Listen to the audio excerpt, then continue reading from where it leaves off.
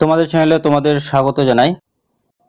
প্রিয় উচ্চ মাধ্যমিক শিক্ষার্থী বন্ধুরা, আশা করি তোমরা ভালো আছো। তো আজকে আমরা এই ভিডিওতে আলোচনা করব উচ্চ মাধ্যমিক 2025 এর জন্য দর্শনের কয়েকটি গুরুত্বপূর্ণ প্রশ্ন নিয়ে। কাজেই তোমাদের বলবো তোমরা ভিডিওটি না টেনে প্রথম থেকে শেষ পর্যন্ত ধৈর্য সহকারে দেখো। তো কথা না বাড়িয়ে ভিডিওটি শুরু করা যাক।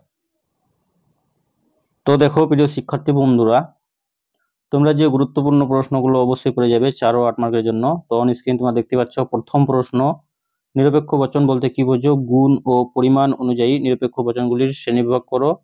উদাহরণ সহ নিরপেক্ষ ও সাপেক্ষ বচনের মধ্যে পার্থক্য করো। অবশ্যই পড়বে। 2 নম্বর পড়বে তোমরা পদের ব্যাপ্যতা বলতে কি বোঝো? এ, ই, আই ও বচনগুলির কোন কোন পদ ব্যাপ্য তা আলোচনা করো।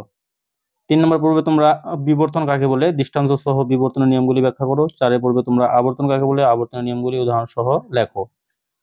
সরল আবর্তন ও সীমিত আবর্তনের মধ্যে পার্থক্য করো। এই বচনের সরল আবর্তন কি সম্ভব? আলোচনা করো।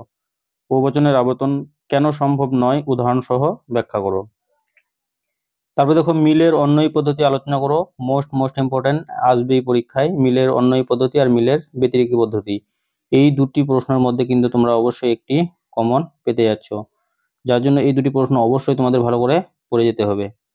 তো মিলের অন্যয়ী পদ্ধতি, মিলের অন্যয়ী ব্যতিরেকী পদ্ধতি, সংজ্ঞা, আকার, দৃষ্টান্ত, সুবিধা দুটি পড়বে, অসুবিধা দুটি পড়বে। আর গুরুত্বপূর্ণ কয়েকটা টিকা তোমরা দেখে যাবে, যেমন মন্দ উপমা, তারপরে সহকার্যকে কারণ বলে মনে করার দোষ, অবৈধ সামান্যীকরণ দোষ, একটি অবান্তর বিষয়কে কারণ হিসেবে গণ্য করার দোষ, অব্যপ্য হেতু দোষ, অবৈধ পক্ষ দোষ, অবৈধ সাধ্য দোষ, চারিপদ ঘটিত দোষ, নিরপেক্ষ ন্যায়ের সংস্থান, নিরপেক্ষ ন্যায়ের মূর্তি, নিরপেক্ষ ন্যায়ের সাধ্য পক্ষ হেতুপদের কাজ, আর একটা শেষ তোমরা পড়ে রাখবে, উভয় আশ্রয় বাক্য নয়ার্থক জনিত দোষ।